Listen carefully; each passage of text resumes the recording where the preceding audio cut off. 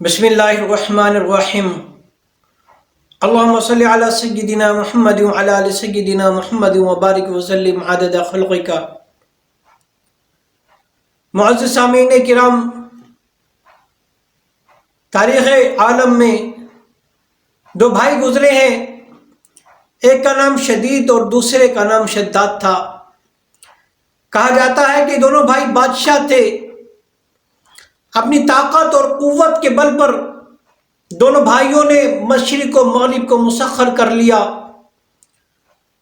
ابھی بادشاہ بنے ہوئے 7 سال ہی گزرے تھے کہ چھوٹا بھائی شدید مر گیا اور شداد تمام سلطنت کا تنہا حکمران بن گیا۔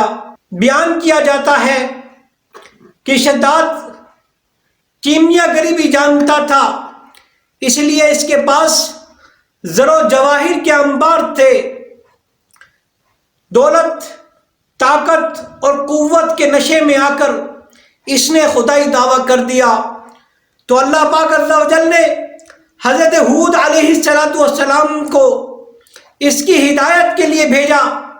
حضرت ہود علیہ السلام نے اسے اللہ پاک عز و جل سے ڈرایا اور خدائی دعویٰ ترک کرنے کا کہا، اور اللہ پاک عز و جل کی فرما برداری پر جنت کی حسین نعمتوں کا تذکرہ کیا۔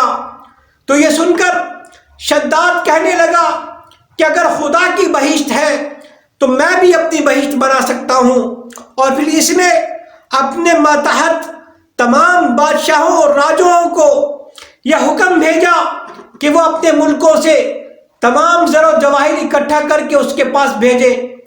جب زر و جواہر کثیر تعداد میں جمع ہو گیا تو شداد نے بہشت بنانے کے لیے فن تعمیر کے 3000 ماہرین کی خدمات حاصل کی اور ایک نہایت عالی شان اور خوبصورت بہشت بنائی، جس میں سونے اور چاندی کی اینٹیں استعمال کی گئیں، گارے کی بجائے مشک و عنبر اور زعفران استعمال کیا گیا، اور خوبصورت محل اور بالا خانے بنائے گئے، پانی، دودھ اور شہد کی بہتی ہوئی نہریں بنائی گئیں، اور تمام سلطنت سے خوبصورت لڑکے اور لڑکیوں کو جمع کر کے حور و غلمان کے طور پر اس بہشت میں رکھا گیا۔ اور پھر جب یہ بہشت مکمل ہو گئی تو شداد اپنے تمام لشکر کو لے کر بہشت کو دیکھنے کے لیے چلا۔ جب یہ بہشت سے 1 دن اور رات کی مسافت پر تھا، اس نے ایک جگہ پر قیام کیا تو اللہ پاک عز و جل کے حکم سے ایک فرشتے نے ایک ایسی چیخ ماری کہ اس کا تمام لشکر ہلاک ہو گیا۔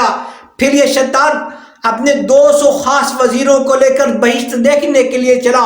جب یہ اپنے گھوڑے پر سوار ہو کر بہشت کے دروازے پر پہنچا اور اس نے اپنی ایک ٹانگ زمین پر رکھی اور ایک ٹانگ زین میں تھی کہ حضرت عزرائیل علیہ السلام اس کی روح قبض کرنے کے لیے آ گئے، تو یہ درخواست کرنے لگا کہ آپ مجھے اتنی مہلت دے دیں کہ میں اپنی بنائی ہوئی بہشت کو ایک نظر تو دیکھ لوں۔